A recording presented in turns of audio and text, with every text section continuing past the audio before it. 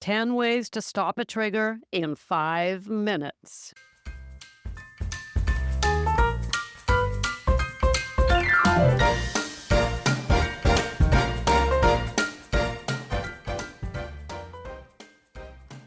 Hello and welcome to Sober Living Snippets, where we live alcohol-free so we can heal our relationships, feel youthful again, and ditch regret and shame.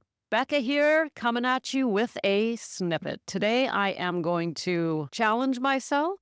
I have a list of 10 ways you can stop triggers in their tracks. I'm going to give them to you in 5 minutes. That is, do the math. 30 seconds per item. Why so fast? Well, why not? I thought it would be fun. I do have a timer here. I am going to do 10 trigger stoppers in 5 minutes. But before we start, so don't start the timer on me yet. Before we start, let's just have a quick chat about triggers. What are they? Why do we care about them? Why do we hate them? A trigger is simply a thought or a smell or something we're seeing or feeling or touching. It's any input, isn't it? And not just input, but a thought. So a thought's not necessarily input. A thought is coming from inside. So is a feeling. This means that triggers are both external and internal. They're outside of us. They're inside of us. And that explains why we hate them so much. There's no escaping them. We can just be walking along, smell something, and we're triggered. Or we can just be walking along and we see something and we're triggered. Or we can simply have a thought and the thought triggers us. It could be a thought, I'm stressed. Usually the thought is actually, I need a drink, isn't it? So there's a whole other theory behind triggers. And this is the idea that it's actually not external in any way at all, but that alcohol itself is talking to us. Now, not literally, of course, but you know what I mean. There is a voice in our minds that becomes very loud and very insistent when we're triggered. And the voice is, you deserve it, you worked hard, you'll only have one, it's okay, you can handle it, all of these excuses and reasons that come in. And when that voice is alive and well inside of us, it makes perfect sense. And if we start conversing with that voice, and allowing it to go on, we are done for because we will never win that argument. Never. So one of the things we have to learn is how to simply not even allow those thoughts to grow in our minds. The minute the thought comes, we have to be able to stop it. And that's what we're talking about today. How do we stop the trigger? How do we stop the thoughts? How do we stop whatever it is that's trying to get us to drink? They're all triggers, aren't they? All of them. So it doesn't really matter where they're coming from. The fact is that we do encounter them. And before I begin, I am beginning, I promise I'm getting there. But before we begin, I want to also point out, this is really important. Triggers stop after you've been sober for a while. Triggers stop if you are recovering. Triggers stop when you're recovered. Nothing can trigger me anymore. You could leave me overnight in the liquor store alone and I would not have a drink. It's a non-issue. It's a non-issue. And honestly, you know me, gals. I mean, come on. I was drinking at 7 a.m. because when I woke up in the morning, I needed a drink. I was not a heavy drinker. I was a full-blown, all-out alcohol use disorder, alcoholic, whatever you want to call it, drunk, booze hound, call it what you will. That was me. And that voice was alive and very, very loud for over 30 years in my world. And now it is gone, dead, never to be resurrected, literally just gone, as though it never existed. And it has been for, I'd say, about 5 years, and it's been 7 since I've had a drink. I think actually longer, probably closer to 5.5 years. I don't know for sure. You know, you just one day you're going along and you realize, oh my God, I haven't wanted a drink in I don't know how long. That's amazing. And you realize the problem is gone. It's such a joyous moment. And I want that for you. I want that for each and every one of you. I don't just want you sober and not drinking. I want that for you, where triggers are like non-issues. And that day can be yours. It really can. You must believe that, as long as you do recovery. And recovery means getting in there, digging in, and saying, all right, let's go. I'm doing this. Roll up your sleeves, get to work, and do recovery. If you want to know what that means, email me at Becca@beccajacobson.com. Okay. Here they are, 10 trigger stoppers in 5 minutes. Yes, I am timing myself. Here they are, in no particular order, 10 ways you can stop a trigger in its tracks. I'll talk about each one for 30 seconds. We'll be done in 5 minutes, gals. Stay with me. Here we go. Number 1 is take a walk. Just whatever you're doing, drop it and take yourself for a walk if you can. Of course, you can't always do that.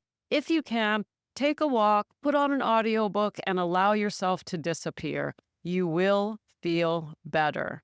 So taking a walk also moves the body, which, of course, increases our energy and our endorphins, and we let the trigger pass away. That is number 1. Number 2 is pray. Whatever praying looks like for you, take a moment and say a prayer. Prayer is very, very powerful. When we connect to Source, to Creator, to God, to the Most High, whatever you want to call it, nature, whatever touches your heart, sit your body down, close your eyes, take a deep breath, and say a prayer. Ask for help.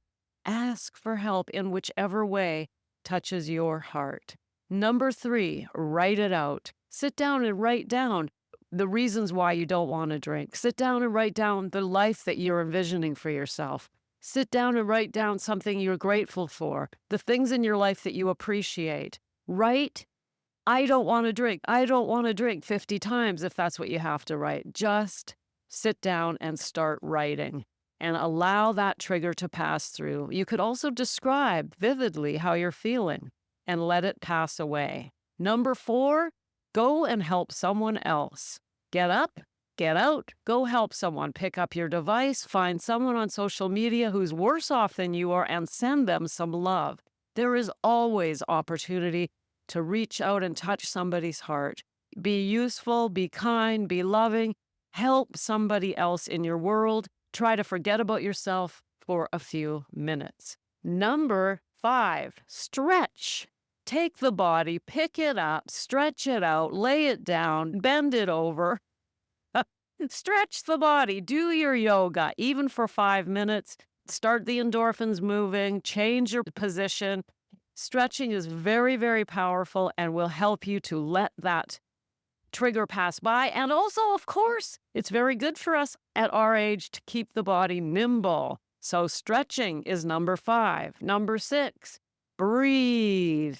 Stop in your tracks, close your eyes, and do 2 minutes of square breathing. What is square breathing? In through the nose, counting to 10 or 12. Pause for 3, out through the mouth, counting the same beat, 10 or 12, pause for 3. That is actually a rectangular breath, but we like calling it square breathing. Breathe. Breathe gently, breathe rhythmically, allow yourself to calm. That is number 6. Number 7 is laugh. Literally allow yourself to laugh. Force yourself to laugh, or at least smile. Did you know that the look on our face alone can change our mood? When you feel horrible, next time you feel stressed and horrible, smile. Just do it. Just see what happens when you just smile all of a sudden out of the blue.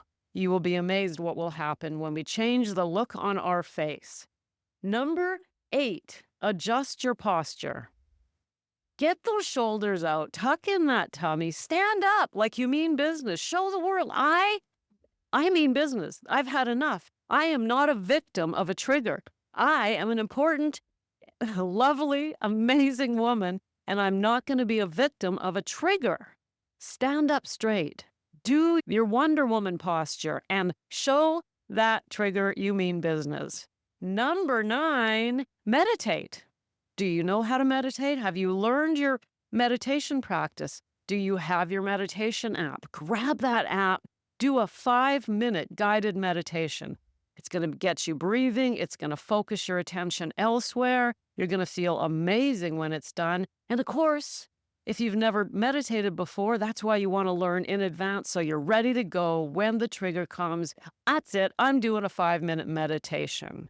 And number 10, connect with a pet. Connect with a pet. Do you have a cat? Go and give her a hug. Hold on to her. Give her a snuggle. Pet her. Take your dog for a walk. Connect with a pet. They're so innocent. So much joy and innocence there. And ask yourself, can I just allow my life to be this peaceful, this calm, this worry-free? Notice how worry-free your pets are. So connect with a pet is number 10. And my dears, that is 5 minutes and 3 seconds. And guess what? I have a bonus for you. Number 11, the 11th way to stop a trigger is to remember a happy time. Remember a time that makes you feel good. Bring up a thought from the past when you were happy, when you were peaceful. Think of someone you love. Think of happy times. Think of happy people. Think of something that makes you happy. And very important, in fact, probably the most important one of all, is connect with your accountability community.